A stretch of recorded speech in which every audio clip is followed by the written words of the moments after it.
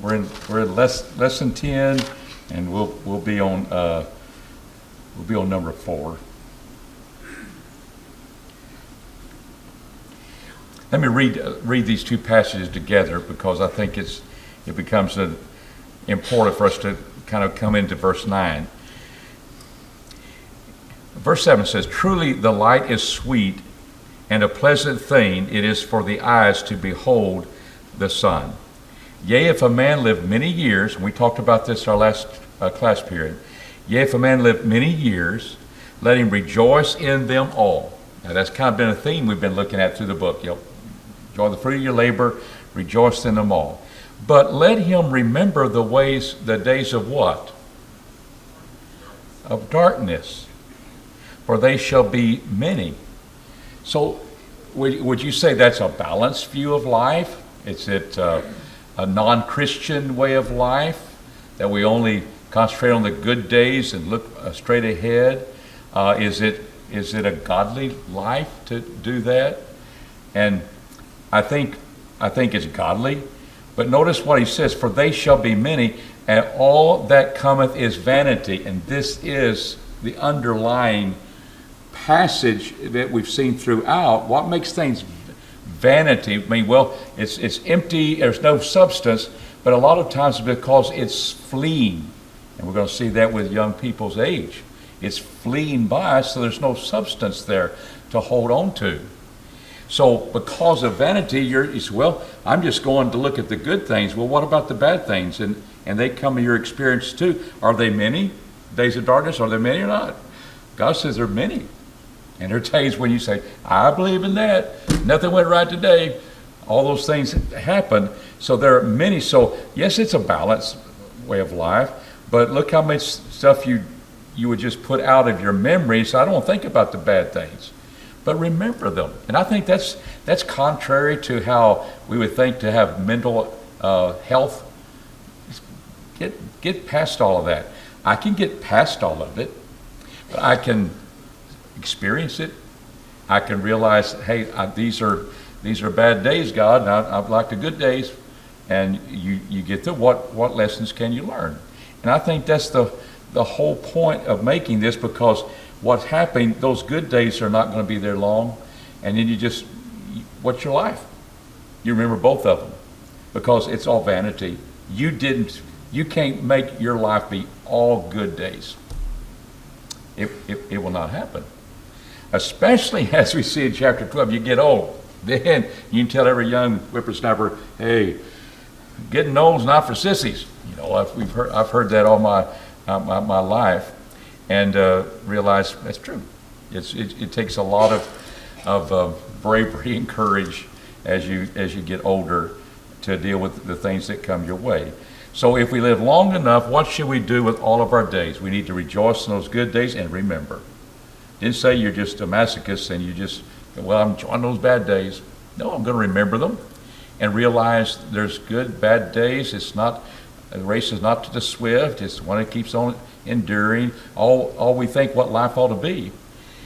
God is telling us what life really is under the sun, and I think the wisdom will follow there. So, with that in mind of rejoicing in these wonderful days, what does that lead us up to in verse 9? And we ask the question: a young man should blank in the days of his youth. He should rejoice. Those are fleeting, and you get older. Oh, by the way, things get older. It's kind of tough here, isn't it? He's going to be illustrating this. And he's trying to set forth, these are the good days, and here's a young man, wisdom to understand that. They are fleeing by. And how often do you think about that when you were a teenager, that the days were fleeing by? I never thought of it when I was 5 or 6, that the days are fleeing by, because it took forever to get to my next birthday. Took forever to get to the next holiday when I'm going to get presents. It took forever and ever and ever. And I was so happy I could be 5 3/4. I don't think we say that anymore. We get older. I'm 5 3/4. I'm 5 1/2. I'm getting closer to it, but it seems like it never comes.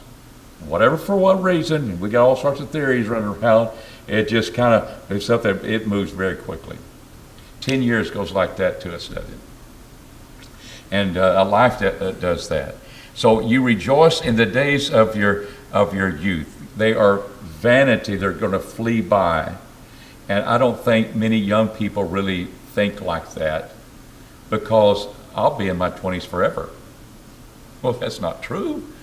But you feel like that a lot of times, that you feel good, and you gradually get older, and those things, they change. So he tells us to rejoice. That's wonderful wisdom to teach your children growing up. They need to rejoice in that. Walk in the ways of thy heart, and in the sight of thine eyes. But just like there's dark days to remember, what do we realize here?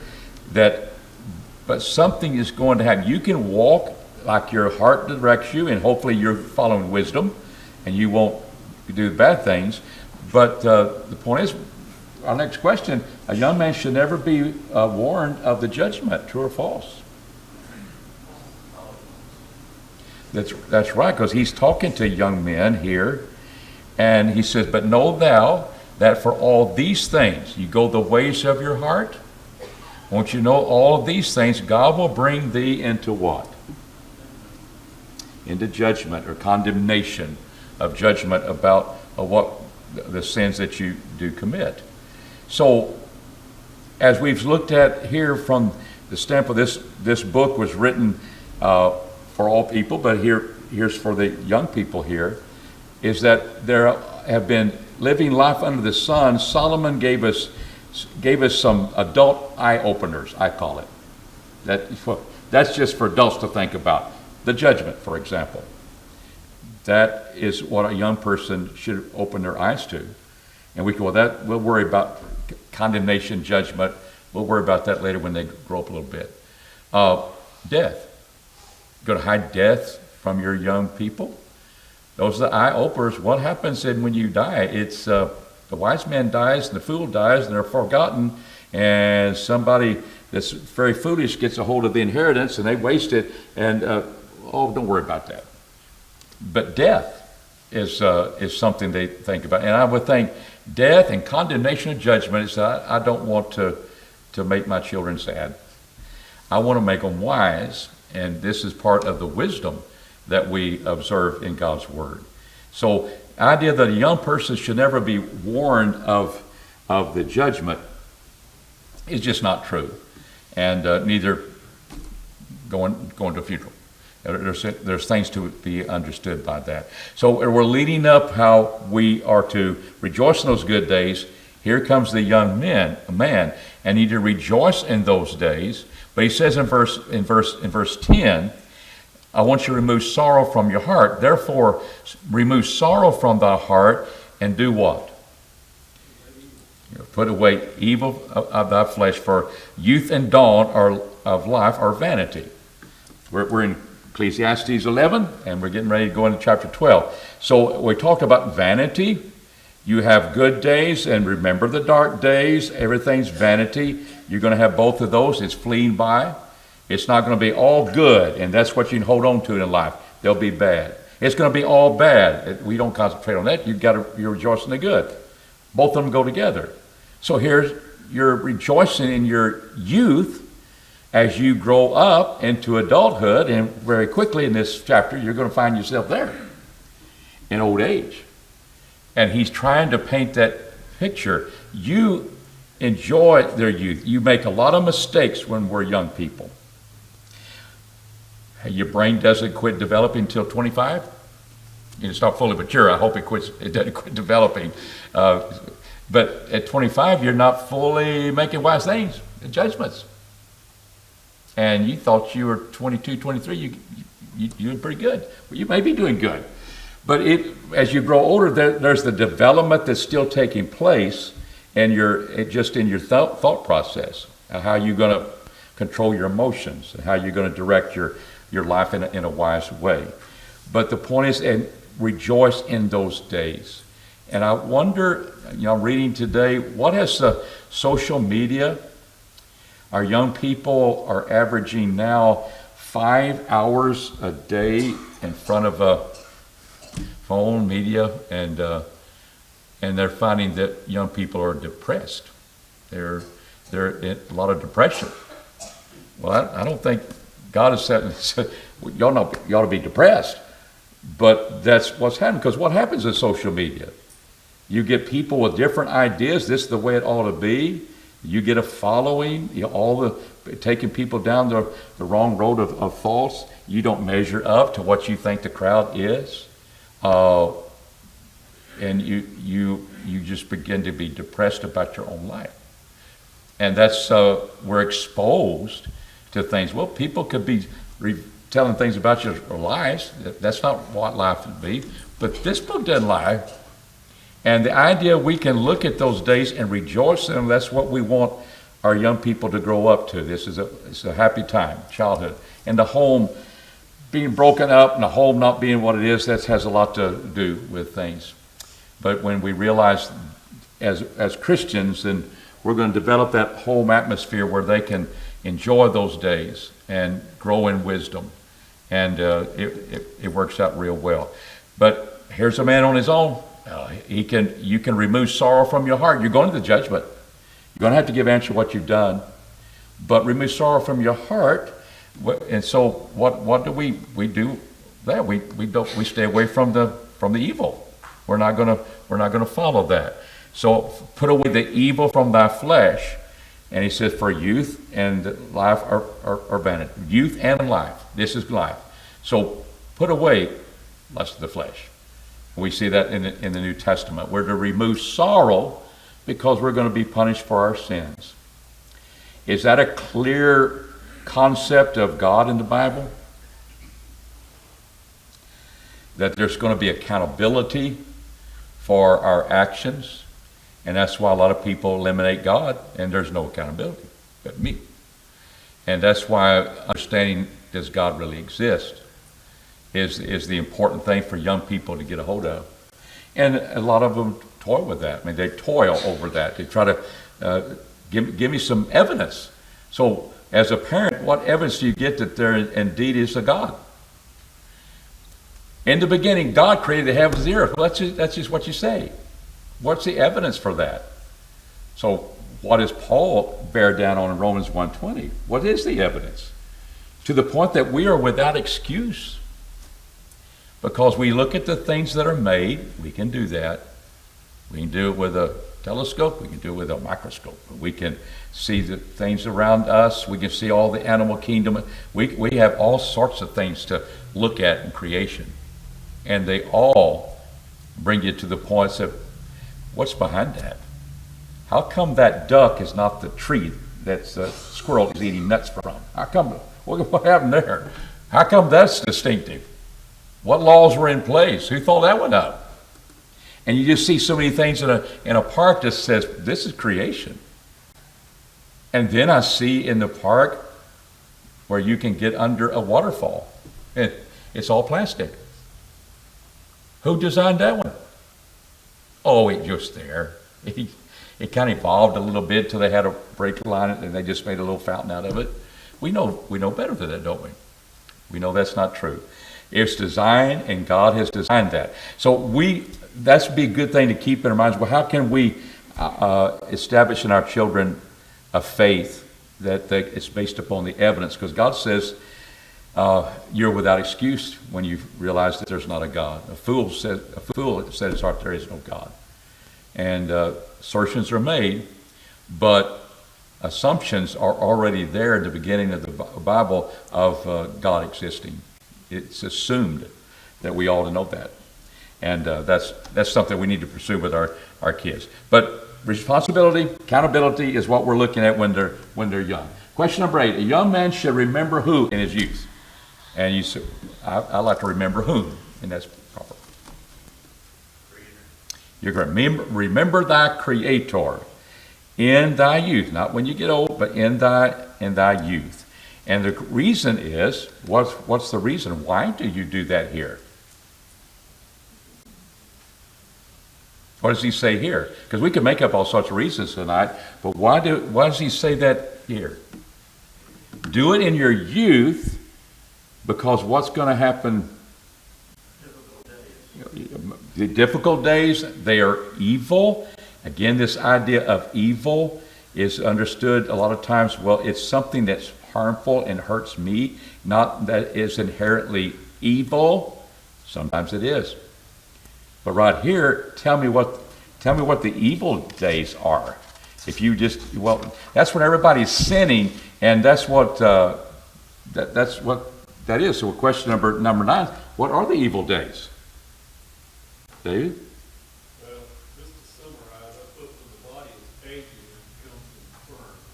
I mean, it has a lot of poetic ways to say it. That's exactly right, but that's true. But it's still just essence. That's what I said. The body's aging, it becomes infirm.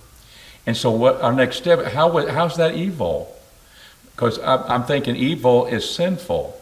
No, not every time you see evil, that's the case. But what, you use the word infirmed. That's not good, is it? That hurts. That's I'm sick. I got pain. Never felt that pain before when I was young. I got new pains, and it's evil in that sense. And as you grow in the Bible knowledge, we got to make those distinctions. That's why God is the creator of evil in our Bible. He's proud of it. Because as a context, I bring judgment on you, Israel. I make the evil days too. And I've talked to people, and they go there to God is evil, and they don't understand the context of things. But it opens up your brain, and it's consistent, and it establishes that you can go anywhere, and here's the truth that's being said here. And this all is getting older, becoming infirmed, and he does it in poetical, with poetry. And so I think that becomes very interesting. So let's look at this from that standpoint. He says, but remember the creator in the days of the youth before the evil days come, all those years draw nigh, when thou shalt say, I have no pleasure in them. I have no pleasure in these things. Remember those days that's fleeing by in your youth, because you'll come to the time, same person, same life, you'll come to a time when the evil days come, you will have no pleasure in them. And you won't have pleasure in them in the sight of God, because you probably say, God, why did you make my old body like this? Why does that happen? When you have no pleasure in them. So before when? Before the sun and the light and the moon and the stars, which are sources of light, they're luminaries of light, and all those things are happening. All those are there, and it says they are darkened. Well, what's going to be like when we have no sun, no moon, no stars? We won't probably have life here on this earth. But that's all. It's used a lot of times to show calamity. It's showing something that's fallen to a lesser state, and that becomes important. And that's what has happened. So what is taking place here? The clouds return after the rain. We see that, don't we? We see clouds returning. But let's look at this from the standpoint of old age. You get over a good day, and all of a sudden the clouds come back, and it's a rainy day again. You don't see enough sunshine in your life. You dwell on that because they're all reoccurring, because you get one pain, and the next day you got another one. I never felt that pain before when I coughed.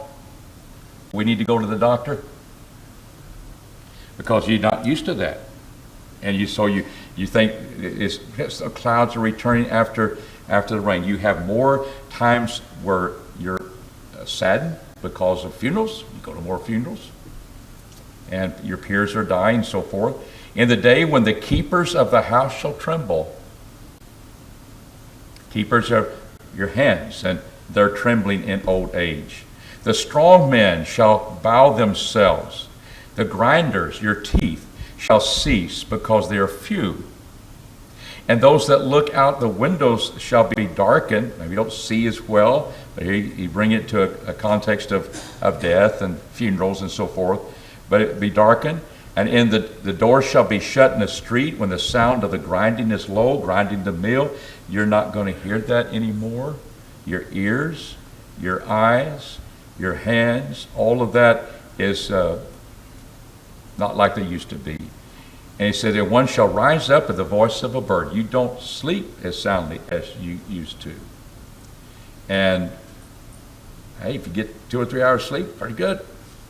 But obviously you're awake. And yet, that's what, and all the daughters of music shall be brought low, not only because of sadness, but you don't hear as well. Yea, he says, they shall be afraid of that which is high, and terror shall be in the way. Have you experienced that? Where things that used to not even be a problem are big problems. Because you don't want to what? You don't want to fall. You're not comfortable. It may get a little dizzy. You don't want to look up while you're trying to, because you get dizzy. All the things that come with that. Terror shall be in the way. Hey, just hop over that fence. No, I can't do that. Used to. But he said that's what we're dealing with. And then the almond tree shall blossom. What color is an almond tree when it blossoms? It's white. And that's what we see take place. The grasshopper shall be a burden. And this idea that, he used to hop real, he's a burden. He has a hard time doing it. Desire shall fail because man goeth to his everlasting home. The grave is home, is everlasting. Remember, this is life under the sun. Nobody can ever bring you back. It's everlasting because you're never going to come back and enjoy the days that you had. We've seen that. And so he says, he goes to his everlasting home, but what happened? The mourners go about the streets before the silver cord is loosed or the golden bowl is broken. And we see separation. And so we begin to realize, how does Solomon illustrate that death is a separation? That's what death is. He says, before the cord is loosed, the golden bowl is broken, or the pitcher is broken at the fountain, or the wheel broken at the cistern. Those are things where, that's how we got our water. That all system work together. They're separated. They're disconnected. That's what death is. And the dust returneth to the earth as it was, and the spirit returneth unto God who gave it. So we've been on the right track, haven't we? You're young, you rejoice. The evil days are the days that are not sinful necessarily, but you're going to have more trouble, physical trouble. You're going to have just communicating. It's going to be difficult. As our hearing goes, and we feel like isolated, and those are issues we will deal with. But till then the separation takes place. The death takes place. So death is not annihilation, is it? Is it a total, you're annihilated? Or are you separated from your body and the body goes to the earth where it is taken? And of course the spirit, the idea of life, returneth unto God. So God is mentioned here. And we've seen all through Ecclesiastes, he's background of it all. So vanity of vanities, saith the preacher, all his vanities. So you want to stay young forever? How's that going to work for you? You like seeing 75-year-olds act like they're 20? Very few can really do that and get by with it. They said, hey, get real. Kind of they're a bore. But a lot of times they don't want to, they want to give up their youth. And sometimes it gets to the point where they don't grow gracefully. But we eventually will die. And there's a separation that's there. Solomon has taken us all the way to that point. What is the character of acceptable words? He says, and further because the preacher, who's the preacher? Koheleth, that's the book of Ecclesiastes. It's as if Solomon's a preacher preaching to you. He was wise. See, but notice that he was wise. He still taught the people knowledge. Let's say wisdom is where you're able to put together knowledge. So he was wise. The result is wisdom. But how he got there He taught the people knowledge. So what do you mean? He pondered, he sought out, he set in order many proverbs. And you accumulating all that. He has this order taking place. He's bringing knowledge and he's putting that thing together and ends up with a collectivity called wisdom.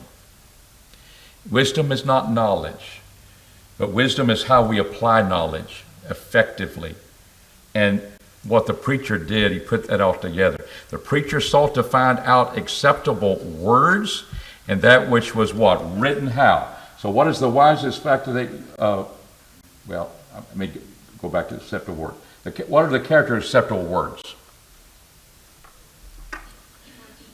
They're truth. And they're written uprightly. They're God's truth in the sense of what's righteous, even the words of truth. And that's how those are acceptable words. All right, verse 11. While young people can spend their life studying books, what is the wisest fact they can ever learn?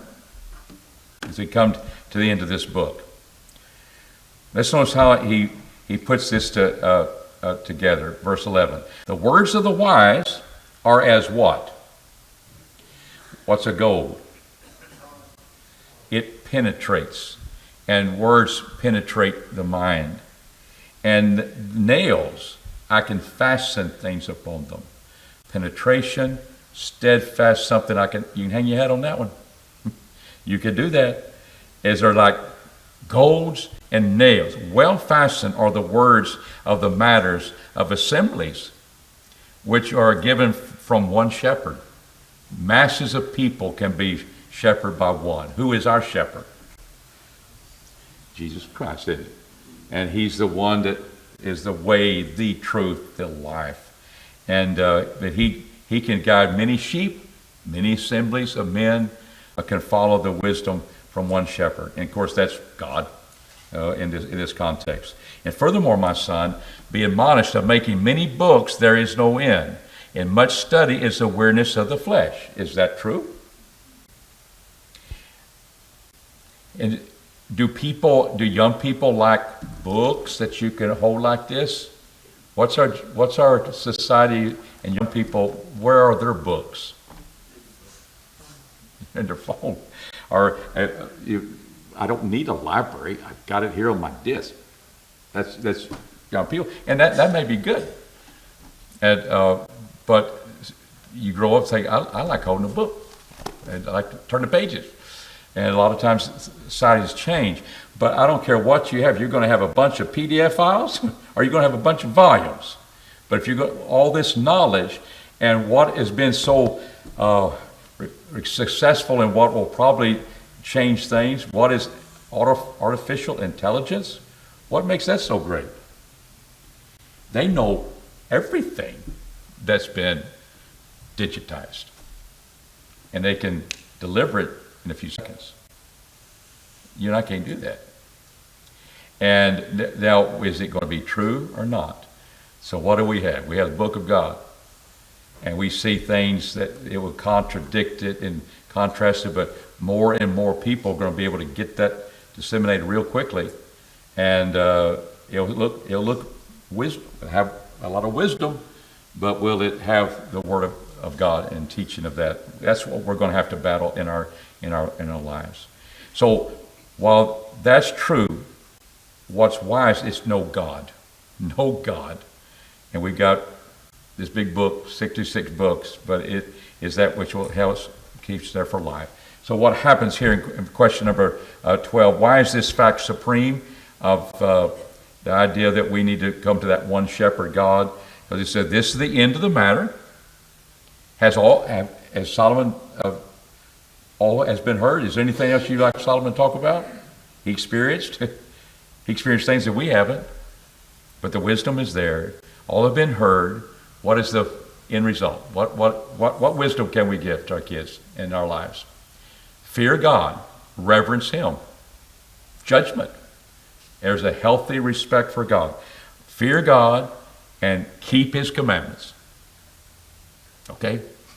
For this is the whole, and the word duty is put in there, this is the whole man. This is what it's all about. So would that have been something, reverence God and keep his rule, keep his commandments?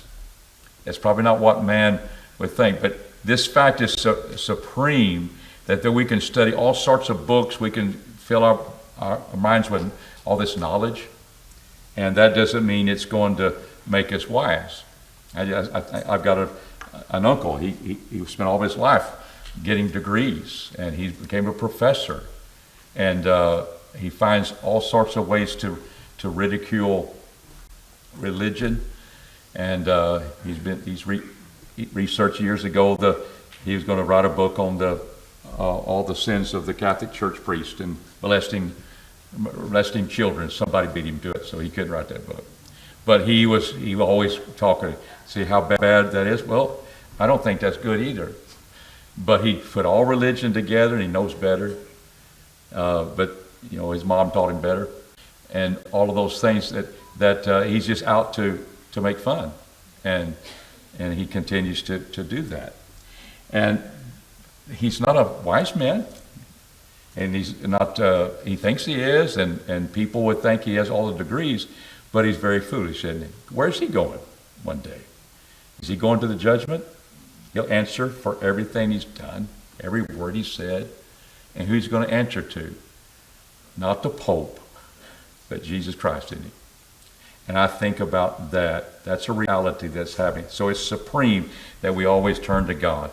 Because verse 14, for God will bring every work into judgment with every hidden thing, whether it be good or whether it be evil. Period. End of story. This is supreme. He is supreme.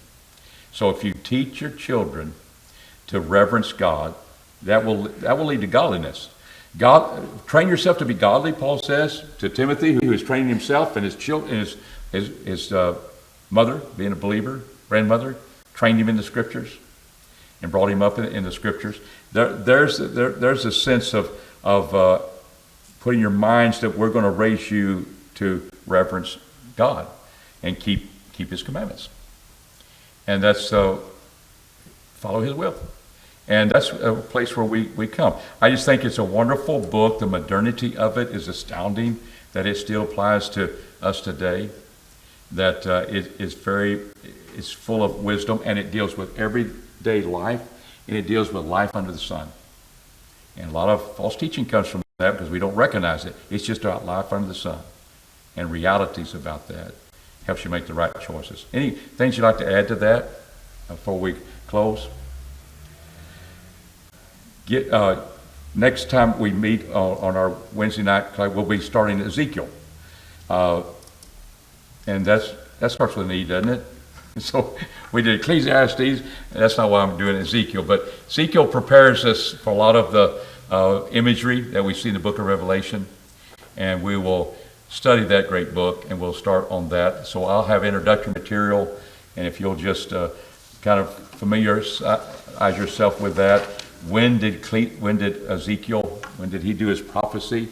Was it before Jeremiah? Was it during? Is it times of Isaiah? We'll have that in our minds, and we'll have a good study on that. Anything you'd like to add? Thank you for being here, and we will, Lord willing, deal with this next time.